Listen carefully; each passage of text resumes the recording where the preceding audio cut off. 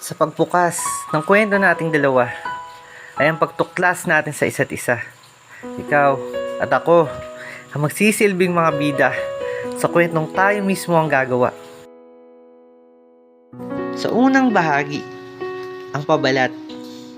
At pangalan mo ang naging pamagat dahil ako ang nagmamay-ari. At ikaw ang karapatang may sipi, ang dahilan kung ba't ito nahabi. Ngunit ang pinaka-importante sa lahat, ang kinakatawan ng aklat dahil tayo ang nilalaman at kabahagi. Sa paunang salita, hindi ko alam kung paano nagsimula.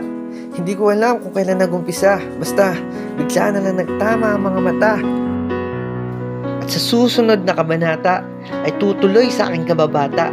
Ako, yung pabidang pakwela sa eskwela, habang ikaw yung supladang maganda na hindi nila makaya. Pero ang saya dahil tinupad niya ang aking pangarap at pantasya. Nakakakilig kapag kaharap at nandyan siya. Tila ang bawat paksa ay nandyan na ng tadhana. Sadyang nakatakda na makasama sa hirap at ginawa. Kaya mahal, hindi magsasawa sa kabila ng mga sapantaha.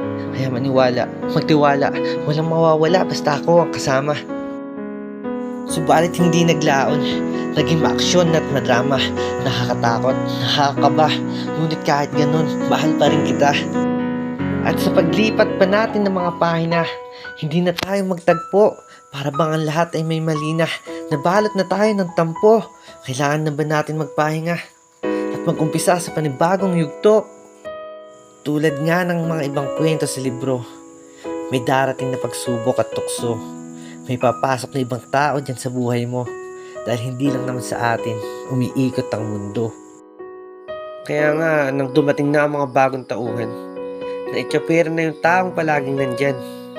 Ako dapat yung bida sa kwentong to, pero bakit naging pang character development lang? Saan ka natutong magmahal, di ba? Ba't sa iba mo ginawa? Ako ang una mong minahal, tila nabaling na nga sa iba.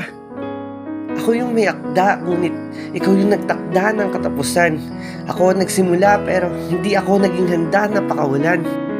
Tanggap ko na may masigit, pero wala nang katulad ko.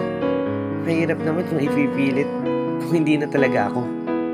Kung nakontento lang sana tayo sa kung anong meron na tayo, eh sana hanggang ngayon meron pa rin tayo, kaso wala na tayo. Alam ko, kwento ko to. Kwento natin to. Pero bakit hindi ko kontrolado? Nakalimutan ko. Nasa ibang papel mo pala isinulat yung sayo. Naging parte lang din ako ng binubuo mong libro na mawawala sa dulo ng tagpo. Noon, ang akala ko, nobela na ang binubuo ko. Isang maiksing kwento lang pala. Parang isang parabola. May aral ka nga makukuha, ngunit sa huli na. Kailan, tapos na. Pero nandyan na yan. Lahat naman ng kwento may katapusan. Ang dapat na lang abangan yung kalalabasan. Kung magiging masaya ba o kasuklam-suklam. Batid kong tapos na ang ating kwento, ngunit hindi ko pa rin to tuluyang sinasara. Nakabukas pa rin na pinto kung babalik ka pa.